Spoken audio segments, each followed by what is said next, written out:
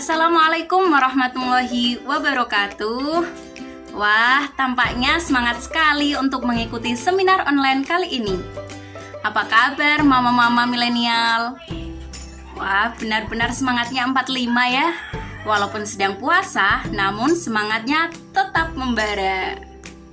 Selamat bergabung di seminar psikologi, yaitu dengan tema Cara Orang Tua Edukasi Cinta pada Anak Remaja, Belajar Asertif dalam Relasi Romantis.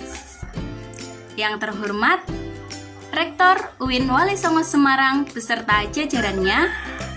Yang saya hormati, Ibu Dr. Nikmah Rohmawati, MSI, selaku dosen pengampu mata kuliah pengembangan diri, dan segenap Bapak Ibu dosen Fakultas Psikologi dan Kesehatan UIN Wali Songo Semarang. Dan yang saya hormati, para pemateri yang sudah bergabung, selamat datang. Dan tidak lupa, ibu-ibu peserta seminar yang saya banggakan. Baik, pertama-tama, marilah kita panjatkan puja dan puji syukur kehadirat Allah Subhanahu wa Ta'ala yang telah memberikan kita kenikmatan serta kesehatan jasmani dan rohani, sehingga kita semua bisa berkumpul dalam acara seminar online. Namun tetap semangat ya. Bikaulina alhamdulillahirabbil alamin. Kedua kalinya sholawat serta salam kita haturkan ke pangkuan baginda Nabi Agung Muhammad sallallahu alaihi wasallam. Bikaulina Allahumma sholli ala sayyidina Muhammad. Semoga dengan bacaan sholawat tersebut kita kelak diakui sebagai umatnya. Amin, amin, ya robbal alamin. Sebelum memasuki acara seminar, alangkah baiknya kita membaca suratul Fatihah satu kali. Bisyiril Fatihah.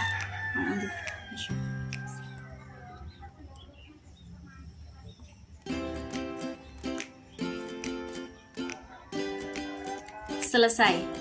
Semoga dengan bacaan suratul Fatihah tadi dapat memperlancar acara seminar kita dari awal hingga akhir. Baik, di seminar kali ini kita akan ditemani oleh presentator-presentator muda yang cantik-cantik, dan tentunya materinya juga sangat bermanfaat bagi kita semua. Materi yang pertama akan disampaikan oleh saudari Elisa Aprilia, yaitu dengan tema Cara Orang Tua Edukasi Cinta pada Anak Remaja. Sebelum masuk ke materi, saya akan membacakan CV beliau terlebih dahulu. CV beliau yaitu nama Elisa Aprilia, tempat tanggal lahir Klaten 30 April 2000, alamat Desa Damaran, RT 2 RW 2, Gayampit, Klaten Selatan. Riwayat pendidikan SDN 2 Gayampit, MTSN Blinjon, MAN Klaten, dan sekarang sedang menempuh studi di Fakultas Psikologi Kesehatan Universitas Islam Negeri Wali Songo Semarang. Nomor telepon 085 641 682 316. Untuk saudari Elisa Aprilia, waktu dan tempat saya persilahkan. Assalamualaikum warahmatullahi wabarakatuh. Perkenalkan terlebih dahulu, nama saya Elisa Aprilia dengan NIM 180 70 160 26. Di sini saya akan membahas tentang edukasi orang tua terhadap anak. Penting nggak sih edukasi orang tua terhadap anak itu? Oh, tentu penting, karena orang tua sangatlah penting dalam membentuk kepribadian anak, dalam membimbing dan mendampingi anak-anaknya, baik itu dalam pendidikan formal maupun pendidikan non-formal. Peran orang tua itu sendiri sangatlah penting karena peran orang tua dapat mempengaruhi perkembangan anak, baik itu aspek kognitif, afektif, dan psikomotor. Nah, mau tahu nggak sih apa sih pengertian dari peran itu sendiri? karena aku dari tadi nyebutinnya adalah peran orang tua. Peran itu apa sih?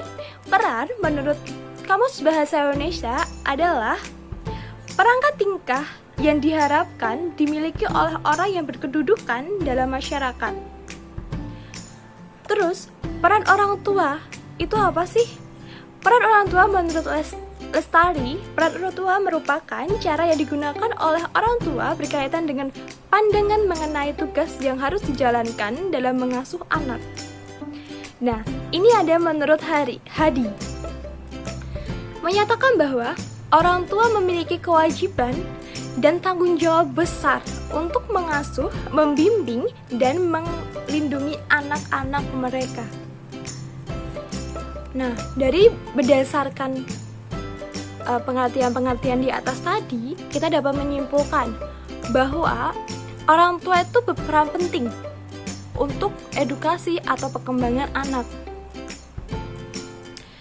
Keterlibatan orang tua merupakan suatu proses di mana orang tua menggunakan segala kemampuan mereka, di mana terjadi kerjasama. Jadi, edukasi orang tua terhadap anak ini harus ada kerjasama antara ayah, ibu, dan anak guna untuk kebermanfaatan anak. Kenapa anak harus ikut serta dalam edukasinya? Karena anak adalah sasaran utama dalam edukasi orang tua terhadap anak ini sendiri. Bicara tentang mendidik anak, ia tak cuma perkara mengajarkan sesuatu kepada anak agar anak itu bertambah pengetahuannya dalam bidang yang kita berikan. Akan tetapi, kita harus bicara tentang latar belakang. Latar belakang anak ini itu seperti apa? Kepribadian anak ini seperti apa?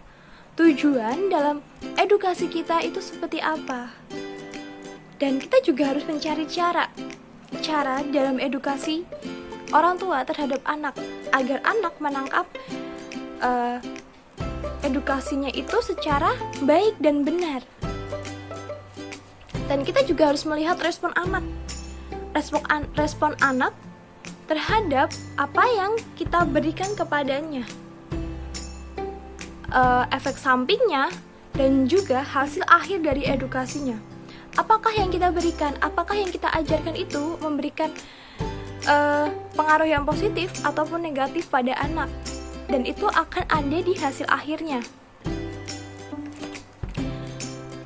Nah, bicara tentang mendidik anak itu, keluarga itu atau orang tua itu memiliki batas ya, ada ruang dan waktu. Karena orang tua meskipun dia akan selalu bersama dengan anak, akan tetapi ada waktu-waktu tertentu anak itu harus keluar dari rumah, seperti dia harus berpendidikan gitu kan. Nah, setelah itu meskipun seperti itu, sebagai orang tua akan selalu merasa terpanggil untuk mengantarkan anak-anak mereka pada akhir yang lebih baik lagi, tenang, penuh dengan kasih dan sayang. Teladan dalam kehidupan nyata yang disaksikan langsung oleh anak ribuan kali lebih bernilai daripada kata-kata atau teori manapun. Jadi sebuah cinta itu lebih berarti. Dengan cinta kita bisa menumbuhkan anak cinta juga. Tetapi teori dan kata-kata terkadang itu hanya didengarkan, tidak dirasakan dengan hati. Nah, edukasi memang sejatinya bermula dari keluarga, dari orang tua. Karena orang tua atau keluarga lah sekolah pertama yang membentuk karakter mereka. Maka dari itu, sangat dibutuhkan kesabaran dari orang tua dalam membimbing mereka. Karena anak adalah peniru ulung. Apa yang mereka lihat dan dengar, orang tua ucapkan, bahkan orang tua lakukan akan tersimpan di dalam memorinya, benak, dan hatinya. Itu telah tersemai di dalam dirinya, yang akan dibawanya kemana saja. Dan dia akan selalu ingat, seperti apa sih orang tuanya bicara padanya, seperti apa sih orang tuanya itu memperlakukannya. Dengan seperti itu, anak akan memperlakukan orang lain seperti halnya orang tuanya memperlakukannya. Apabila orang tuanya memperlakukannya dengan baik, maka dia akan memperlakukan orang lain dengan baik pula. Jadi, di sini orang tua sangat penting memberikan edukasi terhadap anak. Dan edukasi yang terpenting di sini adalah dengan cinta, ketulusan, dengan hati yang lembut dari kedua orang tuanya. Banyak orang tua yang memberikan atau menjajali anak-anaknya itu dengan banyak pengetahuan, keterampilan pada usia dini. Padahal itu dapat mengakibatkan anak itu merasa tertekan dan kelelahan baik fisik maupun mental. Meskipun harapan si orang tua adalah agar anak itu memiliki kecerdasan. Kata Kak Seto atau menurut Kak Seto, pada dasarnya anak itu memiliki kecerdasan pada masing-masing. Hal ini yang semua orang tidak tahu atau semua orang tua tidak tahu, karena kebanyakan orang tua itu menilai kecerdasan anak itu dari seberapa mampu sih anak itu memahami pelajaran, seperti pelajaran-pelajaran yang menurut orang tua itu sulit, seperti pelajaran matematika, ilmu pengetahuan, bahasa, dan lain sebagainya. Padahal hal tersebut salah. Padahal spektrum kecerdasan anak itu luas. Ada 3 kecerdasan yang dimiliki setiap orang, yaitu kecerdasan sosial, kecerdasan emosional, dan kecerdasan moral. Nah, menurut Kak Seto, sebagai pendidik yang profesional, orang tua harus siap menjadi seorang artis atau aktor. Karena ketika kita memberikan edukasi kepada anak, kita harus melakukan penggambaran ekspresi tokoh pada saat kita mendongeng yang jelas. Karena apa? Agar anak itu memahami tokoh itu seperti apa. Nah, kalau bisa, bonus yang plusnya lagi adalah anak itu terhibur. Kenapa anak itu terhibur? Dengan edukasi yang membuat anak lebih nyaman, lebih bahagia, lebih tenang, itu akan lebih tersampaikan kepada anak daripada kita memberikan edukasi dengan anak yang menghasilkan anak itu lebih tertekan, kelelahan, fisiknya, psikisnya.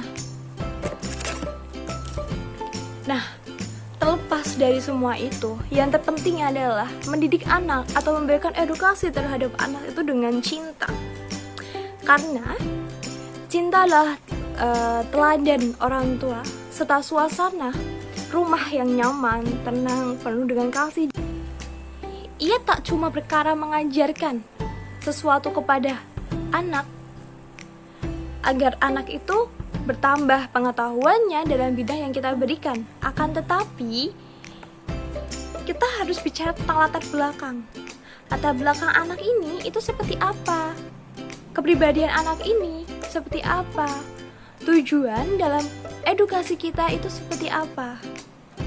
Dan kita juga harus mencari cara dalam edukasi orang tua terhadap anak agar anak menangkap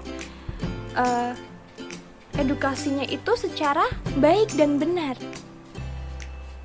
Dan kita juga harus melihat respon anak terhadap apa yang kita berikan kepadanya, efek sampingnya, dan juga hasil akhir dari edukasinya. Apakah yang kita berikan, apakah yang kita ajarkan itu memberikan pengaruh yang positif ataupun negatif pada anak, dan itu akan ada di hasil akhirnya. Nah, bicara tentang mendidik anak itu, keluarga itu atau orang tua itu memiliki batas ya, ada ruang dan waktu. Karena karena orang tua meskipun dia akan selalu bersama dengan anak, akan tetapi ada waktu-waktu tertentu anak itu harus keluar dari rumah, seperti dia harus berpendidikan gitu kan. Nah, setelah itu meskipun seperti itu, sebagai orang tua akan selalu merasa terpanggil untuk mengantarkan anak-anak mereka pada akhir yang lebih baik lagi. Wah, materinya bagus sekali ya ibu-ibu. Oke, kita beri aplaus dulu untuk pemateri pertama. Jika ada yang ingin ditanyakan, mohon disimpan terlebih dahulu ya. Oke, sebelum masuk ke pemateri kedua, kita main game terlebih dahulu ya, agar kita tidak jenuh mendengarkan materi-materi dan materi. Oke, kita akan main game, dan gamenya kali ini adalah ada cluenya. Oke, cluenya yaitu ikuti kata-kata saya.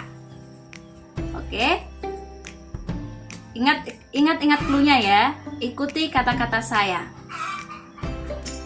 Batu, batu, bata, bata.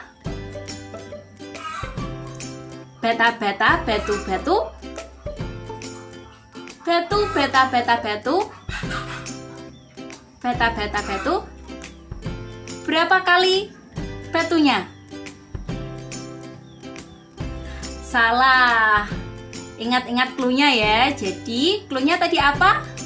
Ya, benar sekali. Cluenya adalah ikuti kata-kata saya.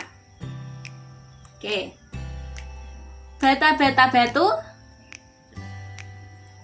Batu, batu, bata. Batu, bata, bata, bata, batu. Batu, bata, batu. Berapa batanya? Oh, masih salah lagi ya. Oke, ingat cluenya ya. Cluenya yaitu ikuti kata-kata saya. Oke, kita main satu kali lagi ya. Bata, bata, batu. Batu, batu, bata. Bata, bata, bata. Batu, bata, batu. Berapa kali batanya? Wah, ibu-ibu sudah betul ya. Ternyata ibu-ibu sekarang sudah fokus. Jadi betul seperti itu ya bermainnya, yaitu ikuti kata-kata saya. Jadi walaupun saya bertanya berapa kali saya ucapkan batu, berapa kali batunya, ibu-ibu ikuti kata-kata saya, yaitu mengucapkan berapa kali batunya. Jangan dihitung tadi saya mengucapkan batu berapa kali. Oke, tepuk tangan untuk kita semua. Baik, sekarang kita menuju ke pemateri kedua, yaitu kita akan menuju ke materi asertif dalam relasi romantis. Oke, kita lanjut ke pemateri kedua, yaitu Saudari Lailatul Khairiyah. Oke, sebelum masuk ke materi, saya akan membacakan CV beliau terlebih dahulu. Oke, nama Lailatul Khairiyah, tempat tanggal lahir Demak 6 Oktober 1999, alamat Desa Merakas, RT 5 RW 3, Kecamatan Dempet, Kabupaten Demak. Riwayat pendidikan Madrasah Ibtidaiyah Negeri Merakas, SMP IT Uswatun Hasanah Semarang, SMK Negeri 9 Semarang, dan sekarang sedang melanjutkan studinya di Fakultas Psikologi dan Kesehatan di Universitas Islam Negeri Wali Songo Semarang. Nomor telepon 085 815 850 171. Baik, langsung saja kita menuju ke pemateri.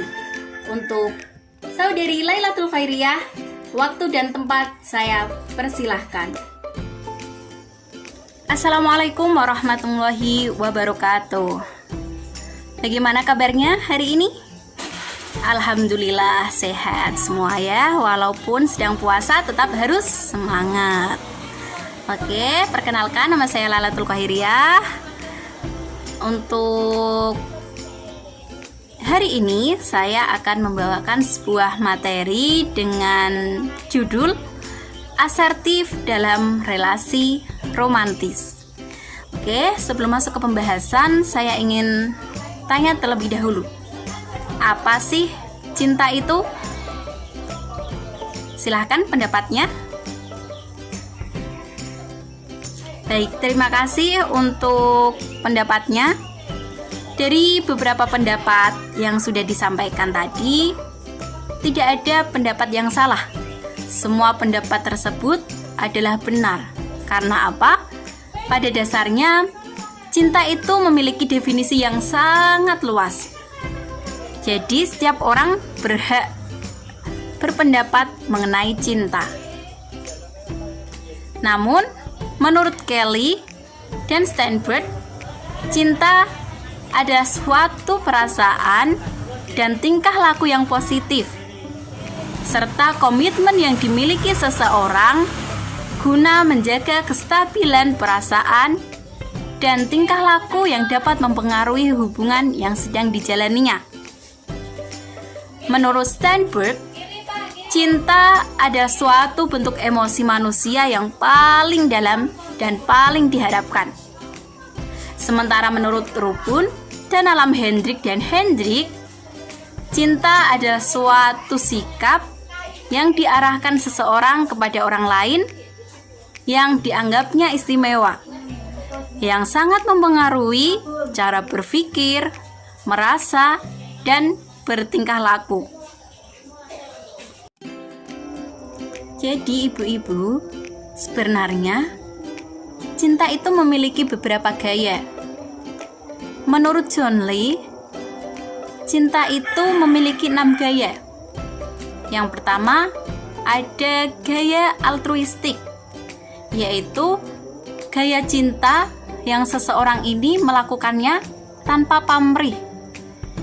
Dia rela melakukan apapun, rela mengalah, sangat setia. Namun, bisa jadi ini tuh penuh tekanan jika tidak ada cinta atau rasa timbal balik dari seseorang yang ia cintainya. Sedangkan yang kedua, ada posesif, yaitu seseorang tidak yakin bahwa orang lain tersebut juga mencintainya, sehingga orang tersebut melakukan pengujian yang ekstrim, dan bisa saja hal yang dilakukannya itu sangat berbahaya. Makanya perlu dihati-hati ya, jika salah satu anak dari ibu-ibu ini ada yang memiliki cinta posesif. Selanjutnya, yang ketiga yaitu gaya cinta kawan baik, yaitu cinta persahabatan yang mengutamakan keakraban yang menyenangkan, yang bersifat stabil dan aman. Jadi, cinta kawan baik ini termasuk gaya cinta yang baik ya. Untuk yang keempat, ada gaya cinta main-main. Gaya cinta ini termasuk egosentrik, lucu, genit, riang, dan orang yang memiliki gaya cinta ini tidak peduli dengan komitmen dan hanya mementingkan kesenangan sesaat saja. Selanjutnya yang kelima ada pragmatik, yaitu gaya cinta dengan gagasan yang realistis. Mereka yang memiliki gaya cinta pragmatik ini memiliki kriteria yang jelas dan memiliki pecocokan antara dirinya dengan seseorang yang dicintainya. Seseorang yang memiliki gaya cinta ini juga memiliki pondasi komitmen apabila hubungannya itu sangat panjang. Oke, yang terakhir ada gaya cinta romantik atau gaya cinta romantis. Cinta yang romantis ini berasal dari fisik atau berhasrat, yang perasaannya ini bisa muncul secara tiba-tiba tanpa disadari. Ada sebuah riset yang dilakukan oleh Taylor, bahwasanya seorang individu itu cenderung memiliki 2-3 jenis gaya cinta dalam sebuah relasi yang sedang dijalaninya. Seorang perempuan bisa saja memiliki gaya cinta, yaitu cinta yang persahabatan, cinta yang tanpa pamrih, dan cinta yang obsesif. Sedangkan laki-laki biasanya memiliki gaya cinta yang romantis dan gaya cinta yang permainan. Jika berbicara mengenai cinta, pastinya kita juga akan berbicara mengenai komponen-komponennya. Steinberg memiliki triangle of love. Jadi, segitiganya ini ada intimacy, passion, dan komitmen. Kita menuju ke passion terlebih dahulu. Passion atau gairah, yaitu keterbangkitan psikofisiologis atau ekspresi dari hasrat dan kebutuhan, yaitu mereka berusaha memiliki dan bersatu dengan orang yang dicintainya. Selanjutnya kita menuju ke intimacy atau perasaan ingin selalu dekat, selalu berhubungan, dan seorang ini ingin membentuk suatu ikatan dengan orang lain yang dicintainya. Jika berbicara mengenai intimacy, ini tidak lagi berbicara mengenai hal fisik saja, tetapi juga mengenai emosi. Dan selanjutnya ada komitmen. Keputusan mencintai dan secara berkesinambungan akan tetap mempertahankan diri. Dalam komitmen ini, individu membuat keputusan untuk mencintai, tetapi bukan hanya diputuskan saat itu saja, karena hubungannya harus bisa berkesinambungan dan harus dapat mempertahankan dirinya dalam suatu hubungan. Hal ini mengenai komponen kognitif dari seorang individu tersebut. Kita sekarang masuk ke pembahasan asertif. Filosofi asertivitas didasarkan pada suatu premis bahwa setiap individu memiliki hak dasar yang sama sebagai bagian dari kelompok sosial. Menurut Rini, asertivitas adalah suatu kemampuan untuk mengkomunikasikan apa yang diinginkan, apa yang dirasakan, dan apa yang dipikirkan kepada orang lain, namun tetap menjaga dan menghargai hak-hak serta perasaan pihak lain tersebut. Menurut Ahmad, orang-orang yang asertif biasanya mampu mengadakan dan membina hubungan yang akrab dan hangat dengan orang lain. Mereka mampu menyatakan perasaannya dan pikiran-pikirannya dengan tepat dan jujur tanpa memaksakan kepada orang lain. Mereka juga mampu menghargai perasaan-perasaan dan pendapat-pendapat orang lain, sehingga dalam suatu hubungan antar pribadinya, orang yang asertif ini mampu bertukar pengalaman, pikiran, dan perasaannya.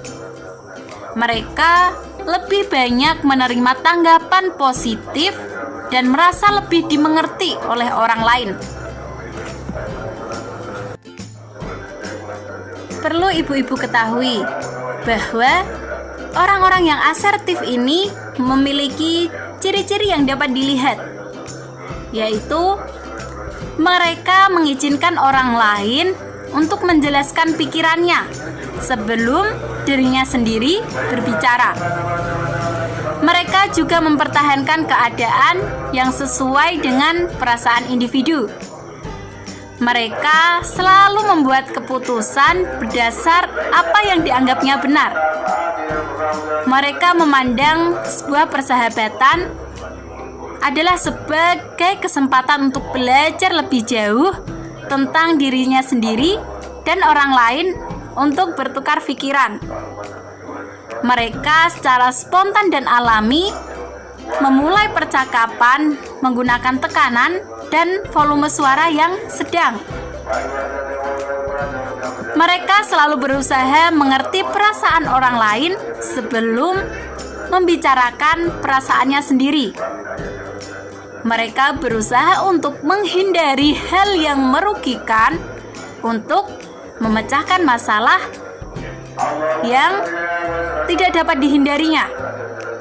Mereka selalu menghadapi masalah dan pengambilan keputusan dengan tabah. Mereka selalu bertanggung jawab dengan menghargai situasi, kebutuhan, dan hak seorang individu. Selanjutnya, menurut Murdoko, ada 2 dimensi pokok yang terkandung dalam asertivitas.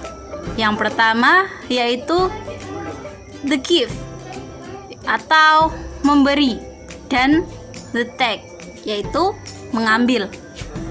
Sedangkan menurut Hughes, asertivitas terbagi menjadi 3 komponen, yaitu knowledge, pengetahuan, behavior atau perilaku, dan evaluatif. Sedangkan Santrok menyebutkan bahwa pola pengasuhan orang tua sangat mempengaruhi kemampuan dalam mengungkapkan sebuah pendapat.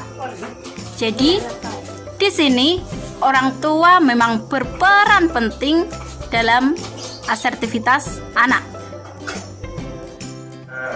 Hal yang sangat penting yang perlu diketahui yaitu berkaitan dengan pendidikan. Keluarga adalah faktor yang paling penting dalam perkembangan psikologi dan sosial seorang anak. Pola asuh dan komunikasi yang dilakukan orang tua dapat memberikan pengalaman pada masa kanak-kanak yang akan mempengaruhi perkembangan di kemudian hari. Ada sebuah riset yang menjelaskan bahwa para remaja terjerumus ke dalam hal yang negatif seperti tawuran, narkoba, seks bebas, dan salah satunya itu disebabkan oleh kepribadian yang lemah, yaitu ketidakmampuan para remaja untuk bersikap asertif. Perlu diingat juga bahwa Bandura pernah mengatakan bahwasanya keluarga, kelompok masyarakat, dan media massa secara sistematis dapat membentuk pola ingatan yang tergambar dalam kebiasaan bertingkah laku seorang individu melalui peniruan atau imitating dan pemodelan atau modeling. Keluarga menjadi faktor yang paling penting dalam perkembangan psikologi anak. Orang tua juga memberikan dasar kehidupan emosi dan dasar kehidupan moral bagi seorang anak. Kehidupan emosional keluarga dapat menjamin perkembangan emosional anak dalam pembentukan pribadinya. Dari beberapa materi yang sudah saya sampaikan tadi, dapat diambil kesimpulannya bahwasanya Dengan keteladanan orang tua dalam bertutur kata dan berperilaku sehari-hari akan menjadikan wahana pendidikan moral bagi anak untuk membentuk manusia yang susila. Keluarga merupakan peletak dasar pendidikan akhlak dan pandangan hidup keagamaan. Sifat dan tabiat seorang anak adalah sebagian besar diambil dari kedua orang tuanya dan anggota keluarga yang lainnya. Jadi, untuk para orang tua wajib memberikan pelajaran serta pengertian bagaimana cinta yang seharusnya dijalani seorang anak. Bagaimana cinta yang baik dan patut untuk diteruskan. Seperti cinta persahabatan tadi. Jadi, kita sebagai orang tua wajib memberikan contoh serta pembelajaran untuk anak-anak kita agar senantiasa berada dalam kondisi atau lingkungan yang baik. Jangan sampai anak-anak terjerumus dalam cinta yang salah. Sebagai orang tua, kita wajib mengingatkan dan membimbing jika anak-anak kita berada dalam cinta yang salah. Sekian dari saya, kurang lebihnya saya minta maaf. Wabillahi taufik walhidayah. Wassalamualaikum warahmatullahi wabarakatuh. Alhamdulillah, materi yang kedua sudah selesai dan materinya sangat menarik juga ya ibu-ibu. Beri plus untuk pemateri yang kedua. Oke, selanjutnya yaitu memasuki sesi tanya jawab. Jika ada pertanyaan, silahkan ditanyakan. Terima kasih untuk para pemateri atas jawabannya. Semoga jawabannya bermanfaat untuk kita semua. Oke, dari materi-materi yang sudah disampaikan tadi, dapat saya ambil kesimpulannya bahwasannya sebagai orang tua, kita harus dapat membimbing serta memberikan contoh kepada anak-anak hal-hal yang positif. Agar apa? Agar anak-anak dapat mencontoh dan menerima dengan baik apa yang kita arahkan, agar si anak dalam bersosial, dalam bertingkah laku dapat bertingkah laku yang positif serta bermanfaat bagi masyarakat. Dan sampailah kita di penghujung acara. Saya selaku moderator mengucapkan maaf yang sebesar-besarnya apabila dari awal hingga akhir ada tutur kata yang kurang berkenan di hati ibu-ibu semua. Sekian dari saya, mangan kupat duduhe santen, menawi lepat nyuwun pangapunten. Wabillahi taufik walhidayah. Wassalamualaikum warahmatullahi wabarakatuh.